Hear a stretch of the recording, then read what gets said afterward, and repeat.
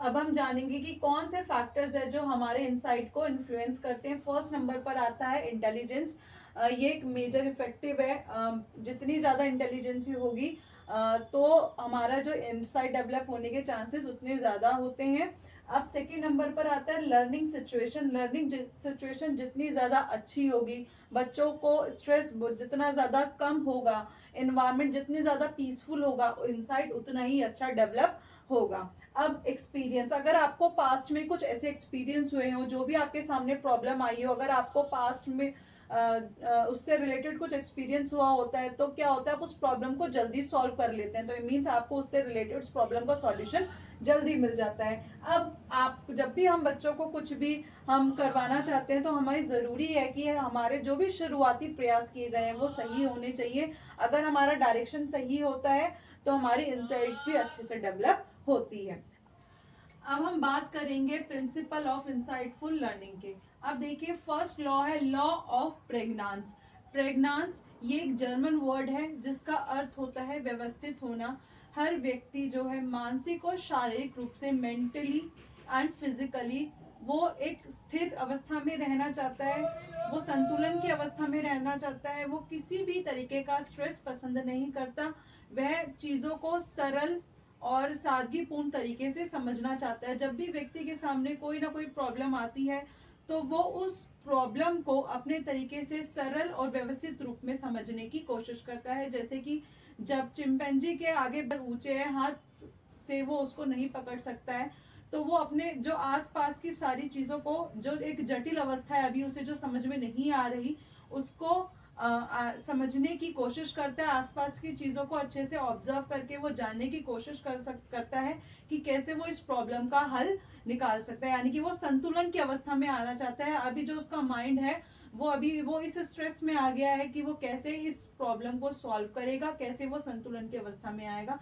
तो जब वो उसका हल खोज लेता है, उसे समझ में आ जाता है, उसके अंदर एक इंसाइट डेवलप हो जाता है, उसको सूझ आ जाती है कि वह जब बॉक्सेस को इसके नीचे रख कर उसके ऊपर चढ़ेगा तो उसे बनाना मिल जाएंगे। तो मीन्स उसे अपनी प्रॉब्लम का हल मिल जाता है और वो दोबारा से संतुलन की अवस्था में आ जाता है। तो हमें तो यानी कि हमारा जो पढ़ाने का तरीका है वो क्यूरोसिटी जनरेट करने वाला होना चाहिए, इंसाइटफुल होना चाहिए, जिससे बच्चा क्या होगा, वो अनस्टेबल हो जाएगा। और स्टेबल होने के लिए वो क्या करेगा, डिस्कवर करेगा, एक्सप्लोर करेगा, चीजों को समझने की कोशिश करेगा।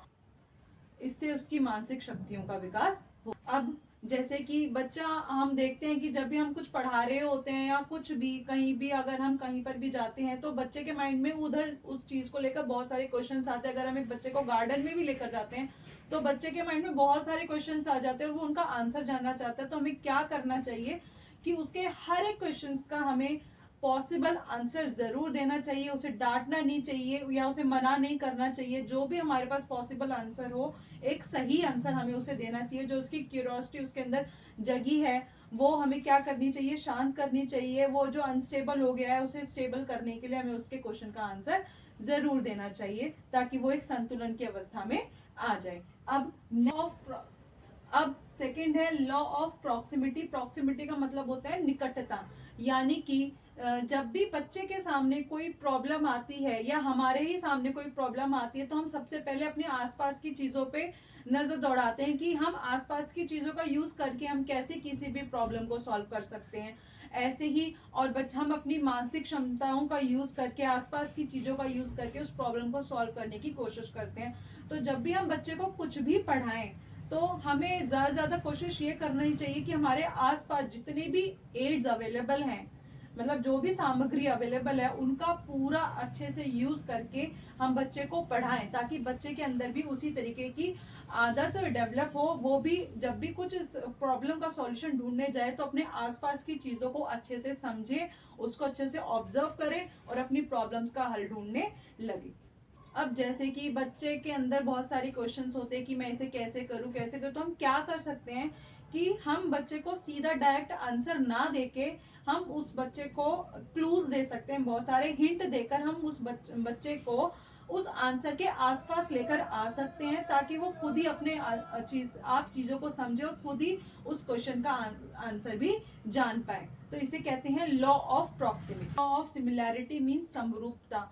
समरूप व्यवहारों को यानी कि एक समान चीजों को सीखना आसान होता है। तो हमें बच्चों को चीजों को को रिलेट करके सिखाना चाहिए। हमें बताना चाहिए कि दो चीजों में क्या समानताएं हैं, ताकि वो दो चीजों में क्या समानताएं हैं उनको जान सके और समरूप जो चीजें होती हैं उनको करना सीख जाए। फोर्थ है लॉ ऑफ कंटिन्यूटी या लॉ ऑफ रेगुलरिटी। तो जब भी हमारे सामने कोई भी प्रॉब्लम आती है तो हम क्या करते हैं, हम पहले अपने पास्ट एक्सपीरियंसेस का अपने माइंड में देखते हैं कि हाँ, इससे पहले हमारे सामने जब भी कोई प्रॉब्लम आई थी वो उससे हमें क्या एक्सपीरियंस हुआ, उसका यूज करके हम प्रॉब्लम को सॉल्व करने की कोशिश करते हैं। तो जब भी हमारे सामने कोई भी प्रॉब्लम आए तो हमें अपने पास्ट एक्सपीरियंसेस का यूज करना चाहिए। हमें बच्चों को भी ऐसी प्रॉब्लम्स देनी चाहिए जिसमें वो अपने पास्ट एक्सपीरियंस का भी यूज कर सके। अब नेक्स्ट है लॉ ऑफ टोटालिटी यानी कि संपूर्णता। लॉ ऑफ संपूर्णता या लॉ ऑफ टोटालिटी, इसका मतलब होता है जब भी हमारे सामने कोई प्रॉब्लम आती है तो हम उसको पहले एक संपूर्ण रूप में देखते हैं, उसके बाद हम उसके पार्ट्स को डिवाइड करके उसको एनालाइज करने की कोशिश करते हैं। जैसे कि हमारे हमारे सामने हम बच्चों को एक प्लांट के बारे में बताना चाहते हैं, उसके पार्ट्स के बारे में बताना चाहते हैं, तो सबसे पहले हम बच्चे को बताएंगे कि ये एक प्लांट है।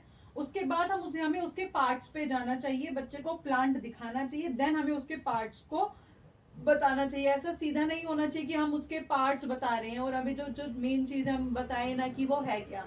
जैसे कि हम एक चेयर बताते हैं तो हम सबसे पहले बच्चे को ये बताएंगे कि एक चेयर है। अब उस चेयर में क्या क्या है हम उसे वो बाद में बताएंगे, उसके पार्ट्स पे हमें बाद में जाना चाहिए। पहले हमें उसके संपूर्ण रूप को देखना चाहिए, फिर उसके पार्ट्स को एनालाइज करने की हमें कोशिश करनी चाहिए। अब है नेक्स्ट है लॉ ऑफ गुड क्लोजर यानी कि समापन। जब भी बच्चे के सामने कोई प्रॉब्लम आती है तो कई बार ऐसा होता है कि कई बार हमें उसका सॉल्यूशन ही नहीं मिलता, तो हम बेचैन से रहते हैं कि हम इसको कैसे सॉल्व करें, कैसे इस प्रॉब्लम का सॉल्यूशन ढूंढे। तो हमें बच्चों को छोटे छोटे कार्य ऐसे देने चाहिए जिससे बच्चा जो भी है उसके प्रॉब्लम का हल ढूंढ ले, और जब उस प्रॉब्लम का हल वो ढूंढ जाता है तो उसकी जो बेचैनी होती है वो खत्म हो जाती है, वो संतुष्ट फील करता है। तो ऐसे क्या होगा, उसकी मानसिक शक्तियों का विकास होगा